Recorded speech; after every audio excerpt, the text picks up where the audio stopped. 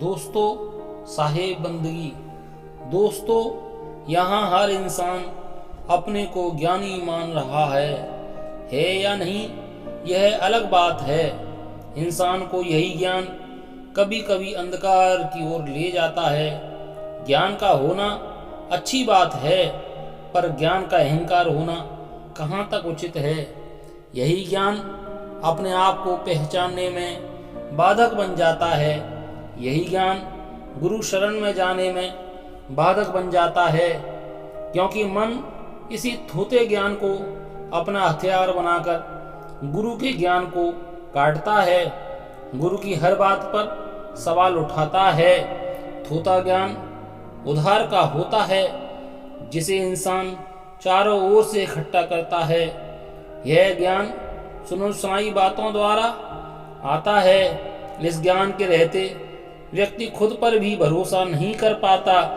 इसी कारण ऐसा व्यक्ति गुरु धारण करने के बाद भी उन्हें छोड़ देता है, फिर और गुरु करता है, उन्हें भी छोड़ देता है। ऐसा व्यक्ति थोथे ज्ञान के कारण अपना मानव तन बेकार गंवा देता है। दोस्तों, ऐसा इंसान कभी भी सच्चा शिष्य नहीं बन पाता, चाहे उसके सामने सद्गुरु क्यों ना खड़े हों। वह अपने अहंकार के कारण उन्हें भी नहीं पहचान पाता। पहचानेगा भी कैसे? वह तो पहले से ही थोथे ज्ञान से भरा हुआ है। जैसे एक भरे हुए बर्तन में और पानी नहीं उड़ेला जा सकता। पानी डालना ही है तो पहले भरे हुए बर्तन को खाली करना होगा। वैसे ही अगर हम पहले थोथे ज्ञान से खाली ना होंगे, तब तक सद्गुरु का ज्ञान हम में समा नहीं पाएगा। सद्गुरु का ज्ञान स्वच्छ जल की तरह होता है। स्वच्छ जल को गंदे बर्तन में कैसे डाला जा सकता है? कबीर साहब ने फरमाया है कि दिल का हुजरा साफ कर उसको बिठाने के लिए दिल सता क्या क्या है दिल सताने के लिए। जब तक हमारा हृदय शुद्ध नहीं होगा, परमात्मा रूपी सद्गुरु उसमें कैसे बैठेगा? कुछ लोग तो दुनिया में ऐसे भी होते हैं जिन्होंने गुरु धारण कर लिए हैं, लेकिन फिर भी गुरु ज्ञान पर उंगली उठाते हैं। कबीर साहब तो कह रहे हैं कि बहुत गुरु हैं अस जग माई, हरें द्रव्य कछु संकट नाही, ताते प्रथम परीक्षा कीजिए ता पीछे गुरु दीक्षा लीजिए। अरे, उंगली ही उठानी है तो पहले उठा लो, बात का क्या मतलब रह जाता है। कबीर साहब ने कहा भी है कि पानी पिए छान के, गुरु कीजिए जान के। दोस्तों, इंसान खुद में तो झांकता नहीं है, क्योंकि खुद में झांकने के लिए तो जिगर चाहिए।